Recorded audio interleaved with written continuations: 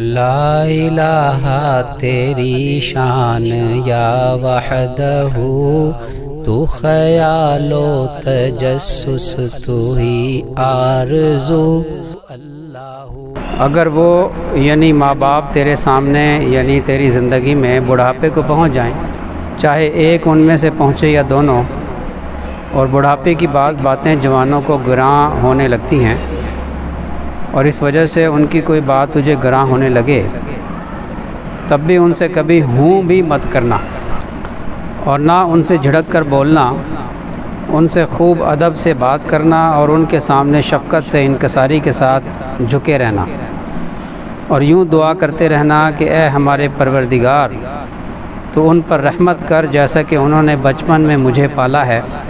اور صرف ظاہر داری ہی نہیں بلکہ دل سے ان کا احترام کرنا۔ تمہارا رب تمہارے دل کی بات کو خوب جانتا ہے۔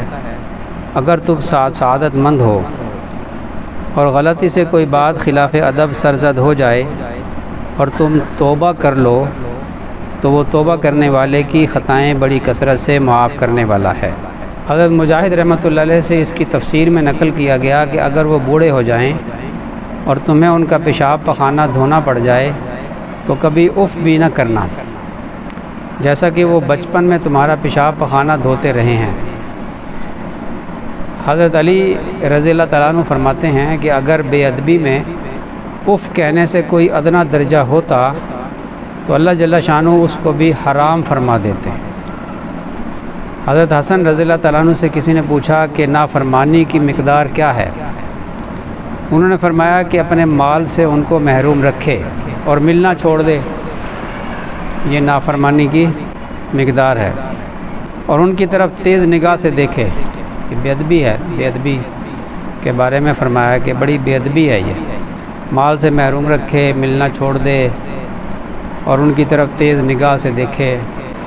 حضرت حسن رضی اللہ تعالیٰ عنہ سے کسی نے پوچھا کہ ان سے قول کریم کا کیا مطلب ہے؟ انہوں نے فرمایا کہ ان کو اماں ابا کر کے خطاب کرے، ان کا نام نہ لے۔ جو رائج ہو نا ادب، ابا جان بابا جان، جو بھی رائج ہو نا ادب کے ساتھ، اس سے پکارے ان کو۔ ماضی میں صرف ابا کہہ کے بلاتے تھے نا، ابا جی بھی نہیں کہتے تھے، ابا جان بھی نہیں کہتے تھے، ابا کہہ کے پکارتے تھے، تو اس دور میں اسی کو ادب سمجھا جاتا تھا۔ اچھا تو بھی کہتے تھے، ابا تو کہاں جا رہا ہے؟ ہمیں تو ابھی عجیب سا لگے نا، ابا کہاں جا رہا ہے؟ یہ ہمارے ہاں تو یہ بے ادبی شمار ہے۔ لیکن ماضی میں نا جب ہم چھوٹے تھے تو اس وقت دیکھتے تھے کہ ہمارے ہاں بچہ جو ہے وہ اپنے ابا کو تو کہہ کے پکارتا تھا، تو اس کو بے ادبی نہیں سمجھا جاتا تھا۔ ادب جو ہوتا ہے نا، وہ جو رواج میں ہوتا ہے وہ ادب ہوتا ہے۔ اس قوم والے اس کو ادب بے ادبی نہیں سمجھتے نا، تو وہ بے ادبی نہیں ہوتی۔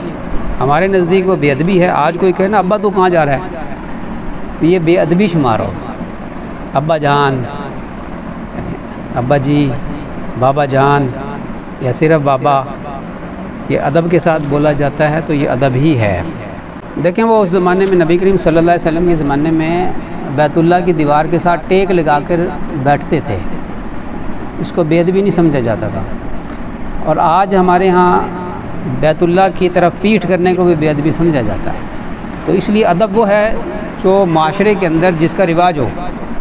ہمارے ہاں جیسے خامند کو بیوی جو ہے وہ نام لے کے نہیں پکارتی، ہمارے ہندوستان کے ہاں یہ ہندوستانیوں کے ہاں یہ ادب سمجھا جاتا ہے کہ بیوی جو ہے وہ خامند کا نام لے کر نہ پکارے۔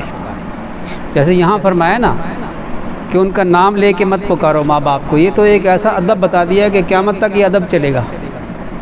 اب جو فرما دو جیا کہ حضرت حسن رضی اللہ تعالیٰ عنہ سے کسی نے پوچھا نا کہ قول کریم کا کیا مطلب ہے، انہوں نے فرمایا کہ ان کو اماں ابا کر کے خطاب کرے، ان کا نام نہ لے۔ یہ جب بات فرما دی نا، یہ موقوف ہے۔ حضرت صحابہ کرام کا جو قول ہوتا ہے نا، وہ بھی حدیث ہوتی ہے، حدیث موقوف ہوتی ہے۔ جب یہ حدیث میں آ گیا نا، تو اب یہ قیامت تک ادب بن گیا کہ ماں باپ کا نام لے کے نہیں پکارنا۔ حضرت زبیر بن محمد رحمۃ اللہ علیہ سے اس کی تفسیر میں نقل کیا گیا کہ جب وہ پکاریں تو حاضر ہوں حاضر ہوں سے جواب دے، حضرت قتادہ رحمۃ اللہ علیہ سے نقل کیا گیا کہ نرمی سے بات کرے۔ حضرت سعید بن مسیب رحمۃ اللہ علیہ سے کسی نے عرض کیا کہ قرآن پاک میں حسن سلوک کا حکم تو بہت جگہ ہے اور میں اس کو سمجھ گیا، لیکن قول کریم کا مطلب سمجھ میں نہیں آیا۔ تو انہوں نے فرمایا کہ جیسا کہ بہت سخت مجرم غلام سخت مزاج آقا سے بات کرتا ہے، یہ قول کریم ہے۔ کتنے ادب سے بات کرتا ہے سخت آقا کے ساتھ۔ حضرت عائشہ رضی اللہ تعالیٰ عنہ فرماتی ہیں کہ حضور صلی اللہ علیہ وسلم کی خدمت میں ایک شخص حاضر ہوئے، ان کے ساتھ ایک بڑے میاں بھی تھے۔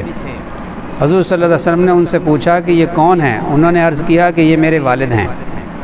حضور صلی اللہ علیہ وسلم نے فرمایا کہ ان سے آگے نہ چلنا، ان سے پہلے نہ بیٹھنا، ان کا نام لے کر نہ پکارنا اور ان کو برا نہ کہنا۔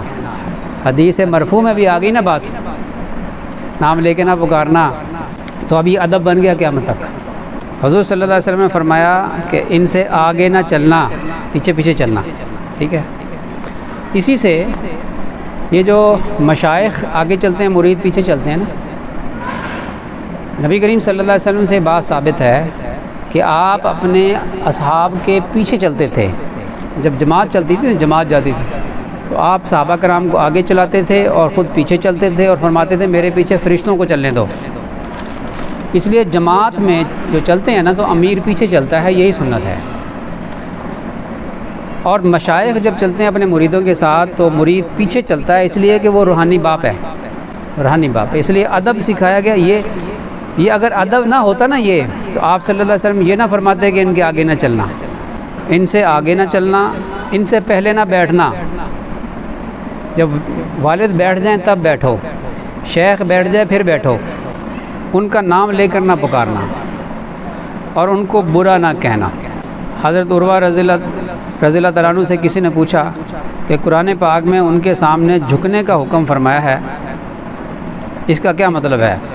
انہوں نے فرمایا کہ اگر وہ کوئی بات تیری ناگواری کی کہیں تو ترچھی نگاہ سے ان کو مت دیکھ، کہ آدمی کی ناگواری اول اس کی نگاہ سے ہی پہچانی جاتی ہے۔ کیا پوچھا؟ ان کے سامنے جھکنے کا حکم اللہ نے فرمایا، وہ کیا ہے؟ وَخْفِضْ لَهُمَا جَنَاحَ الذُّلِّ مِنَ الرَّحْمَةِ وَقُلْ رَبِّ ارْحَمْهُمَا كَمَا رَبَّيَانِي صَغِيرًا، یہ آیت ہے۔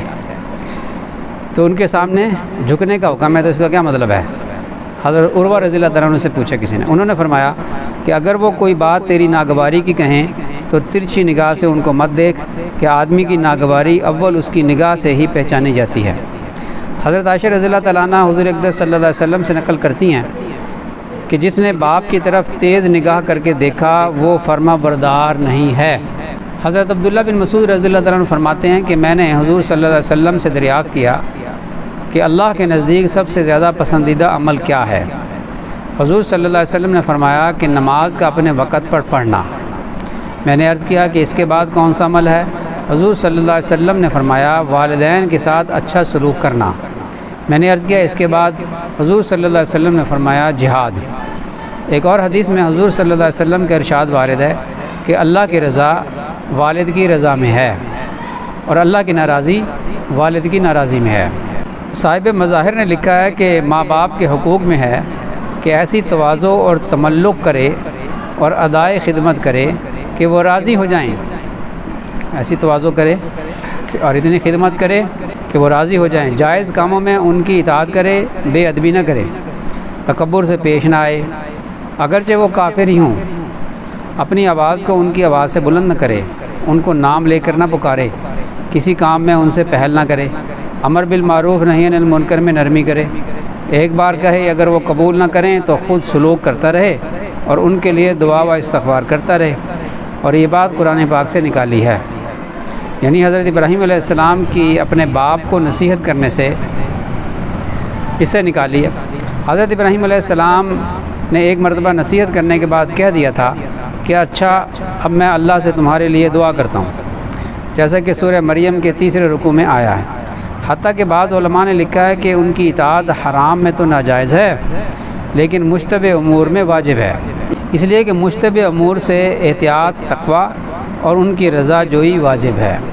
پس اگر ان کا مال مشتبہ ہو اور وہ تیرے علیحدہ کھانے سے مقدر ہوں تو ان کے ساتھ کھانا چاہیے۔ مشتبہ جو ہے نا، حرام حلال ملا جلا، ایسے اس کو شک ہے کمائی میں، جھوٹ بولتے ہیں یا کوئی نوکری میں تھوڑا کرتے ہیں، ٹائم نہیں پورا دیتے ہیں، تو اس طرح کو مشتبہ ہو جاتا مال۔ تو اس میں جو ہے وہ فرمایا کہ یہ تو تقوی کی بات ہے کہ مشتبہ مال نہ کھائے بندہ، لیکن ان کی رضا جوئی جو ہے وہ واجب ہے۔ بس اگر ان کا مال مشتبہ ہو اور وہ تیرے علیحدہ کھانے سے مقدر ہوں تو ان کے ساتھ کھانا چاہیے۔ حضرت ابن عباس رضی اللہ تعالیٰ عنہ فرماتے ہیں کوئی مسلمان ایسا نہیں جس کے والدین حیات ہوں اور وہ ان کے ساتھ اچھا سلوک کرتا ہو، اس کے لیے جنت کے 2 دروازے نہ کھل جاتے ہوں، اور اگر ان کو ناراض کر دے تو اللہ جل شانہ اس وقت تک راضی نہیں ہوتے جب تک ان کو راضی نہ کرے۔ کسی نے عرض کیا کہ اگر وہ ظلم کرتے ہوں؟ ابن عباس رضی اللہ تعالیٰ عنہ فرمایا اگرچہ وہ ظلم کرتے ہوں۔ حضرت طلحہ رضی اللہ تعالیٰ عنہ فرماتے ہیں کہ حضور اقدس صلی اللہ علیہ وسلم کی خدمت میں ایک شخص حاضر ہوئے اور جہاد میں شرکت کی درخواست کی۔ حضور صلی اللہ علیہ وسلم نے فرمایا تمہاری والدہ زندہ ہیں؟ انہوں نے عرض کیا زندہ ہیں۔ حضور صلی اللہ علیہ وسلم نے فرمایا کہ ان کی خدمت کو مضبوط پکڑ لو، جنت ان کے پاؤں کے نیچے ہے۔ پھر دوبارہ اور سہبارہ حضور صلی اللہ علیہ وسلم نے یہی ارشاد فرمایا۔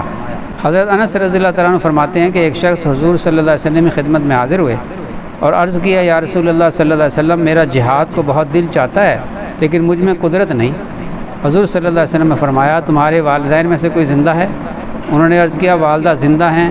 حضور صلی اللہ علیہ وسلم نے فرمایا کہ ان کے بارے میں اللہ سے ڈرتے رہو، یعنی ان کے حقوق کی ادائیگی میں فتویٰ سے آگے بڑھ کر تقویٰ پر عمل کرتے رہو۔ جب تم ایسا کرو گے تو تم حج کرنے والے بھی ہو، عمرہ کرنے والے بھی ہو، جہاد کرنے والے بھی ہو، یعنی جتنا ثواب ان چیزوں میں ملتا اتنا ہی تمہیں ملے گا۔ حضرت محمد بن منقدر رحمۃ اللہ علیہ کہتے ہیں کہ میرا بھائی عمر تو نماز پڑھنے میں رات گزارتا تھا اور میں والدہ کے پاؤں دبانے میں رات گزارتا تھا۔ مجھے اس کی کبھی تمنا نہ ہوئی کہ ان کی رات کا ثواب میری رات کے بدلہ میں مجھے مل جائے۔ یعنی والدہ کی خدمت کرنا جو ہے وہ تو ساری رات عبادت سے افضل ہے۔ بہت